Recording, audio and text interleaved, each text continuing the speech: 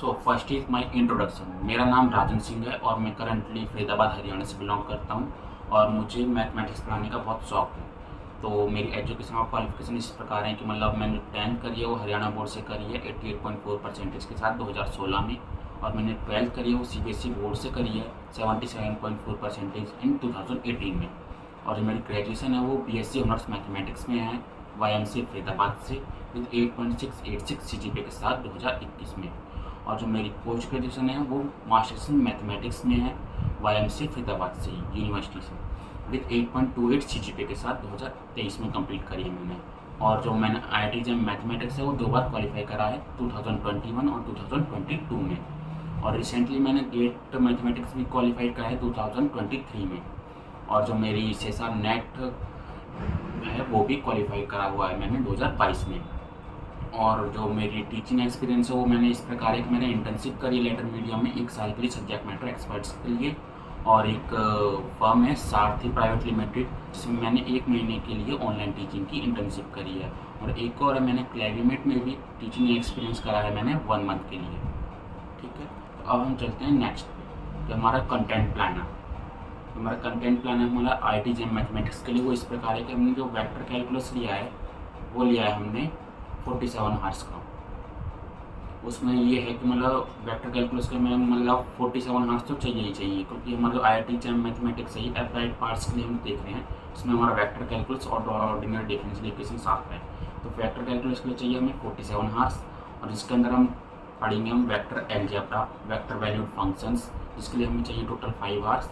और उसके अंदर हम जो बेसिक चीज़ पढ़ेंगे ग्रेडियंट, डाइवर्जेंस एंड कर्व, और उसके एग्जांपल्स और उसके बारे में पूरी नॉलेज लेंगे और ग्राफिकली हम उस चीज़ को देखेंगे। तो उसके लिए हमने लिए हैं टोटल 5 आवर्स। और उसके बाद हम देखेंगे line integral, green functions, conservative vector field, जो हमारा प्रॉपर इंटीग्रल कैलकुलस है। हमारा वेक्टर कैलकुलस और जो इंटीग्रल कैलकुलस आपस में कंबाइंड है थोड़ा बहुत, लाइन इंटीग्रल और ग्रीन थ्योरम, जिससे बहुत सारे इंपॉर्टेंट क्वेश्चन आते हैं, और कंजर्वेटिव फील्ड से उसके लिए हमने दिए 15 आवर्स। तो हम इसमें बहुत सारे एग्जाम्पल्स और पूरा थ्योरी जो कंसेप्ट वगैरह है प्रॉपर एक्सप्लेनेशन के साथ समझेंगे। फिर उसके बाद हमारा सरफेस इंटीग्रल, जिससे सरफेस इंटीग्रल में हमारा गॉस डाइवर्जेंस थ्योरम है, स्टोक्स थ्योरम है, ये जो हमारे मेन थ्योरम्स हैं, Green's theorem, Gauss divergence theorem, Stokes theorem, ये 3 थ्योरम मेन इंपॉर्टेंट थ्योरम जो वेक्टर कैलकुलस के अंदर जो थ्योरम वाइज भी और अप्लाइड पार्ट भी और जो हमारा एग्जाम्पल वगैरह है उसके साथ बहुत ज़्यादा इंपॉर्टेंट बन जाती हैं IIT JEM मैथमेटिक्स के पॉइंट ऑफ व्यू से।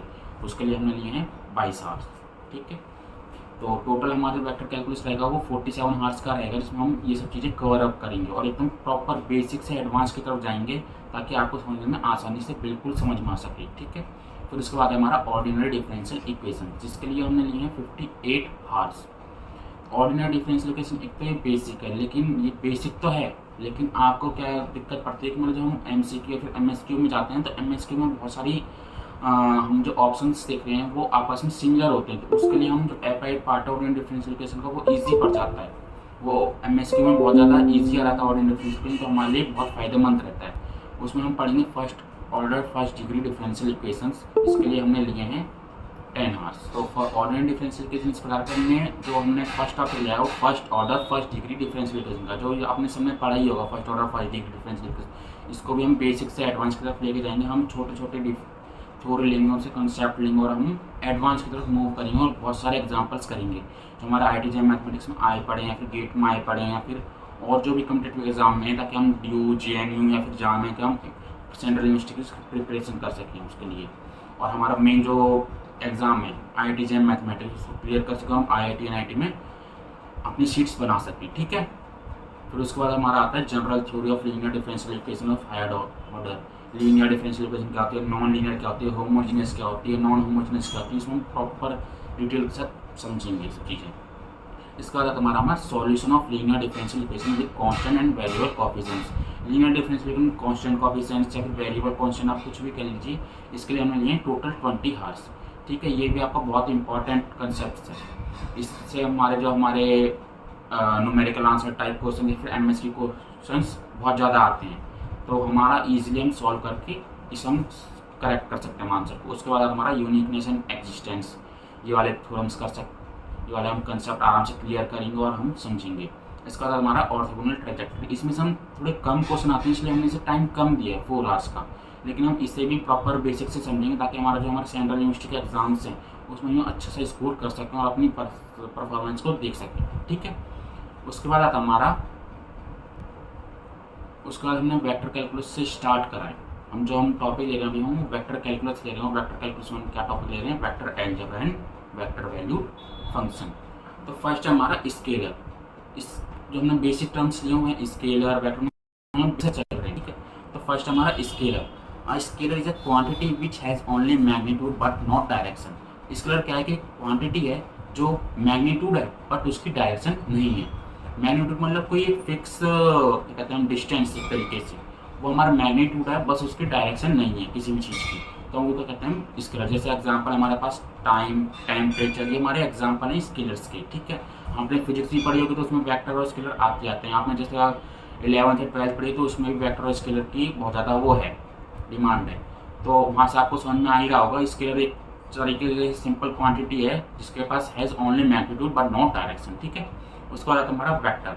और vector is quantity which has magnitude and direction. Vector क्या होता है, वेक्टर एक ऐसी क्वांटिटी जिसके पास मैग्नीट्यूड और एंड डायरेक्शन दोनों होती है, मतलब एक डायरेक्शन फिक्स भी है और उसकी डिस्टेंस है वगैरह मैग्नीट्यूड भी गिवन है, तो क्या था हमारा वेक्टर। जैसे उसका एग्जांपल है फोर्स, डिस्प्लेसमेंट, वेलोसिटी, एक्सेलरेशन, ये चीज़ें किसके एग्जांपल हैं, वेक्टर के। ठीक है, उसके बाद आता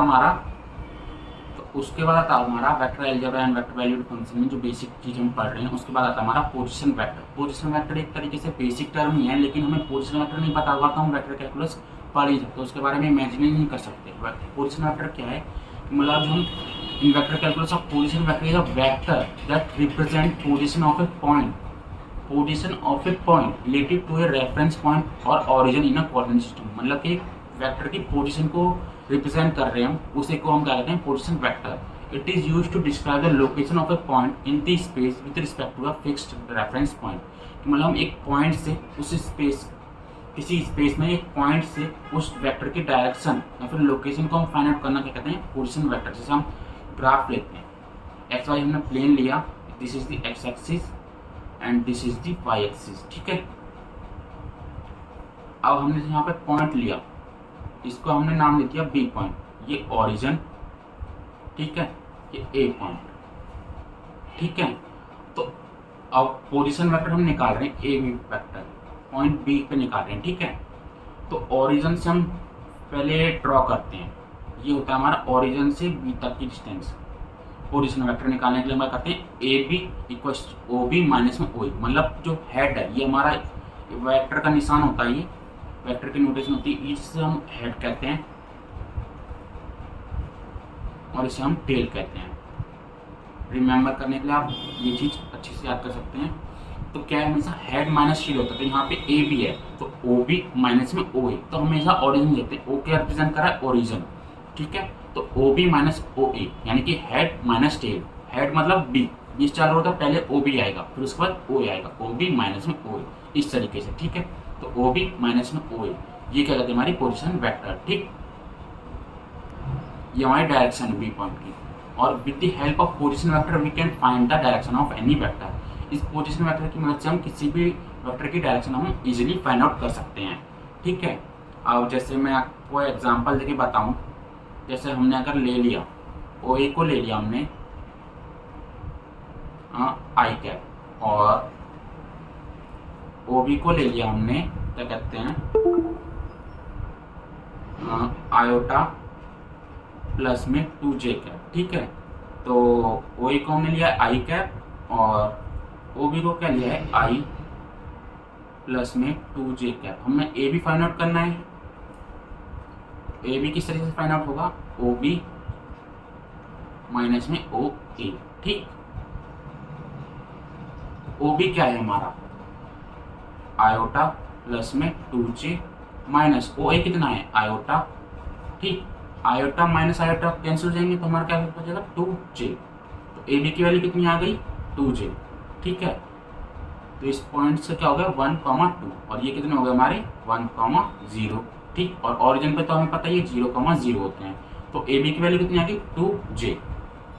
ठीक, तो इस पॉइंट की वैल्यू आ गई, हमारा क्या है पोजीशन वेक्टर। ठीक, इसकी मदद से हम किसी भी वेक्टर की डायरेक्शन फाइंड आउट कर सकते हैं इजीली। ठीक, यही चीज बता रहा है, with the help of position vector we can find the direction of any vector. ठीक, इसके बाद हम नेक्स्ट पढ़ते हैं। नेक्स्ट है हमारा इतने पोजीशन वेक्टर के ऊपर एग्जांपल क्या है हमारा, ओ बी इस क्वेश्चन दे रखा है हमें 6i प्लस में 8j एंड ओ ए दे रखा है हमारा 5i प्लस में 6j। पहले तो हम इसका प्लॉट कर लेते हैं ग्राफ को, इन वेक्टर्स को एक्स वाई प्लेन पे। ये हमारा है एक्स एक्सिस और ये हमारा है वाई एक्सिस। ठीक, और पहले हमारा ओ बी 6,8 है, आयोटा मतलब एक्स एक्सिस, तो 6 है हमारा इस पे, 6 ले लिया हमने यहाँ पे, और वाई कितना हमारा 8, तो 6,8 ले लिया। ठीक, ये कितना दे रखा है हमारा ओ बी, ये बी पॉइंट दे दिया। ठीक है, तो ऑरिजिन से टच कर दिया, मिला दिया, तो ओ बी हो गया। ठीक,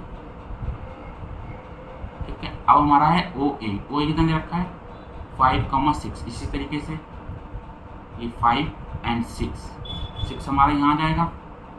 ठीक, तो ये हमारा हो गया 5,6, ये ए पॉइंट हो गया, इसे भी ड्रॉ कर दिया। अब हमें निकालना है ए बी मतलब ये चीज़ निकालनी है हमें, ये वेक्टर निकालना है। तो हम ए बी का हम क्या पढ़ गए थे, A B vector head minus में tail, that is O B minus में ओ ए। ठीक, ओ बी कितना दे रखा है 6i प्लस में 8j माइनस ओ ए कितना दे रखा है 5i प्लस में 6j। तो 6 माइनस 5 कितना हो गया 1, दैट इज आयोटा, प्लस में 8 माइनस 6 कितना हो गया 2j। ये हमारी किसकी वैल्यू होगी ए बी वेक्टर की। तो ये हमारा पोजीशन वेक्टर हो गया। ठीक, that is the answer. Thank you.